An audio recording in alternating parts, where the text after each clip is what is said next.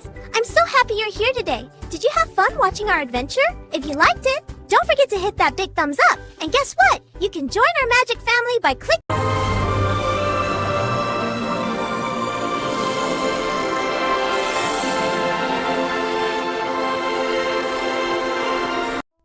Once upon a time, in a humble little village nestled among rolling green hills, lived a gentle and kind-hearted girl named Cinderella. After her dear mother passed away, she lived with her loving father. Their days were simple, but filled with happiness and warmth. They were everything to each other. You could often find Cinderella, even from a young age, helping around their cozy cottage. She'd be in the kitchen with her father, her small hands dusting flour as she helped with the bread, her laughter echoing off the walls. Then she'd be outside, barefoot in the soft grass, sweeping the yard with a smile, the morning sun warming her face. But one day, life took an unexpected turn. Cinderella's father, believing she needed a mother's care, married again. A grand carriage rolled up to their little cottage, and out stepped a new stepmother, followed by her two daughters. They arrived with a mountain of fancy trunks, their fine clothing a stark contrast to the simple life Cinderella knew. The stepmother looked around the cottage, her gaze cold and assessing. She glanced at Cinderella, who stood shyly in her simple patched dress, and said with a thin smile, "So this is the little housekeeper." Her daughters, preening in their silks and lace, weren't any kinder. One of them sniffed disdainfully. "She looks so very common." The air in the cozy cottage suddenly felt a little colder. Not long after, Cinderella's father had to leave on a long and important journey. The moment he was gone, the stepmother's true nature, like a storm cloud, cast a dark shadow over the home. Cinderella's life changed in an instant. Her happy days were replaced with endless, back-breaking chores. From dawn until dusk, she was ordered around. She washed mountains of laundry, scrubbed floors until her knees ached, and cooked elaborate meals for her stepsisters, who did nothing but lounge about, trying on new clothes and admiring themselves in the mirror. Cinderella's simple dress became more and more worn, covered in dust and ash from the fireplace. More quickly, her stepmother would snap. "The floors will not clean themselves." Cinderella would only whisper, "Yes, stepmother," her spirit slowly dimming under the weight of their cruelty, as if her endless work wasn't punishment enough. The cruel stepmother forced Cinderella to move out of her own warm bedroom. She was sent to live in a tiny, cold attic room, far away from the rest of the family. Her bed was just a pile of straw, and her only view of the world was through a single, small window. But even in this lonely place, Cinderella's kind heart drew friends to her. The little mice that scurried in the shadows and the sparrows that chirped on her windowsill became her only companions. She would share her meager scraps of food with them, whispering her secret dreams. "I wish I could go to the market sometimes," she'd tell a tiny mouse perched on her hand, "just to see the people and the colorful stalls. But I am needed here." She found comfort in their company, her kindness a small light in the darkness of the attic. Then one day, a wave of excitement swept through the entire kingdom. A royal proclamation was announced in every town square. The king was hosting a magnificent royal ball. The handsome prince would be there, and every eligible young woman in the land was invited to attend, for it was his wish to choose a bride.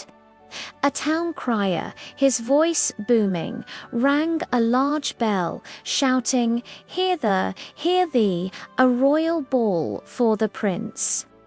Posters were hung on every corner in Cinderella's home. Her stepsisters were beside themselves with glee. They talked of nothing else but the gowns they would wear and the jewels they would flaunt. "We shall be the finest ladies there," one boasted. "The prince will surely notice me," declared the other. The house buzzed with their selfish preparations, leaving even more work for Cinderella, while her stepsisters busied themselves with fittings and fantasies. Cinderella quietly held onto a sliver of hope. She, too, dreamed of the ball, of the music and the dancing. She found an old dress of her mother's, patched but clean, and a small ribbon she had saved. Gathering all her courage, she approached her stepmother as her daughters were trying on their brand-new gowns. "May I come with you?" she asked softly, just to watch from a corner. Her stepmother let out a harsh, cruel laugh. "You," she sneered, looking Cinderella up and down, "in those rags. The ball is for ladies, not for scullery girls. Stay here and polish the boots." Her words were like a slap, extinguishing the tiny flame of hope in Cinderella's heart. Left alone in the quiet house, the sounds of her stepfamily's carriage fading into the distance, Cinderella ran up to her cold attic room and finally let her tears fall. She wept for her lost mother, for her absent father, and for the cruelty that had become her life. Just as her despair felt absolute, a warm, gentle light began to fill the dusty attic. It was a soft, golden glow, and in the middle of it, a kind and beautiful woman appeared. It was her fairy godmother, not just a figure from a story, but real and standing right in front of her. "Dry your tears, my dear," the fairy godmother said, her voice like music. "You shall go to the ball tonight." Cinderella looked up, her eyes wide with a mix of disbelief and budding hope. "Oh, truly," she gasped, "but how? I have nothing to wear and no way to get there." With a gentle smile and a wave of her sparkling wand, the fairy godmother began her magic. She touched a large pumpkin growing in the garden, and in a swirl of shimmering light, it swelled and transformed into a magnificent, gleaming carriage. She then pointed her wand at two little mice peeking out from a corner. They instantly became two proud white horses to pull it. Two green lizards sunning themselves on a stone became two splendid footmen in smart uniforms. Finally, the fairy godmother turned to Cinderella. With one last touch of her wand, Cinderella's dusty rags dissolved into a breathtaking ball gown of starlight and silk. And on her feet, a pair of delicate, perfect glass slippers appeared. As the magic settled, a faint image of a clock appeared, its hands pointing towards midnight. "You may go," the fairy godmother warned, "but remember, the spell will only last until the clock strikes 12. At midnight, everything will return to as it was." Cinderella, her heart soaring, promised, "I will remember. Thank you, thank you." When Cinderella arrived at the palace, she stepped out of her magical carriage and walked into the grand ballroom. As she entered, a hush fell over the entire room. The music softened, and every head turned to look at the stunning newcomer. No one, not even her own stepmother and stepsisters, recognized the beautiful, radiant princess as the little maid from the attic. The prince himself was captivated.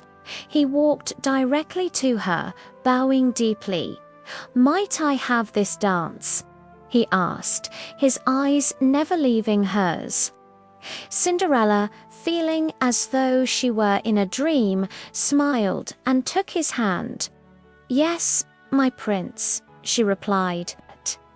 They danced together all evening, and it was clear to everyone that the prince had fallen completely in love with the mysterious, beautiful stranger. The night was a whirlwind of music, laughter, and romance. Lost in the magic of the moment and the prince's charming company, Cinderella completely lost track of time.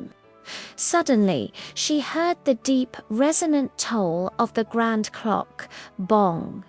It was beginning to strike 12. Panic seized her. She pulled away from the prince and fled from the ballroom. "Wait," he called after her. "Who are you?" But Cinderella could only shout back, "I must go," as she ran down the grand palace steps. As the clock continued to chime, the magic began to unravel. Mid-run, her beautiful gown flickered and dissolved back into her familiar rags. The carriage and horses vanished into the night. In her desperate hurry, one of her delicate glass slippers slipped off her foot and was left behind on the stone steps, a single, sparkling clue to her identity. The prince was heartbroken. He picked up the single glass slipper, determined to find the woman who had captured his heart. He ordered a search of the entire kingdom, declaring he would marry the maiden whose foot fit the slipper perfectly. The royal guards traveled from house to house, trying the slipper on every young woman. When the search finally reached Cinderella's home, the wicked stepmother realized the slipper might belong to her despised stepdaughter. Terrified that Cinderella would be chosen, she quickly shoved her into the attic and locked the door, hiding the key. "She shall not ruin our plans," she muttered to herself as the guards knocked on the front door. But the stepmother had underestimated Cinderella's tiny, loyal friends. The brave little mice saw what had happened. They worked together, scurrying up to the stepmother's pocket, retrieving the heavy key and dragging it all the way up to the attic door. They managed to turn it in the lock just as the stepsisters were failing to squeeze their feet into the delicate slipper. The door creaked open and Cinderella stepped out. The royal guard saw her and, following the prince's orders, insisted she try on the slipper. She sat down, and the glass slipper slid onto her foot as if it were made for her. It was a perfect fit. At that moment, the prince, who had accompanied his guards, looked at her face and recognized the eyes of the girl he had danced with all night. At last he said, his voice filled with relief and love, "I have found you." Cinderella looked back at him, her heart full, and replied, "And I will always be true." The prince brought her to the palace, where they were married in a beautiful ceremony, and from that day forward they lived happily ever after.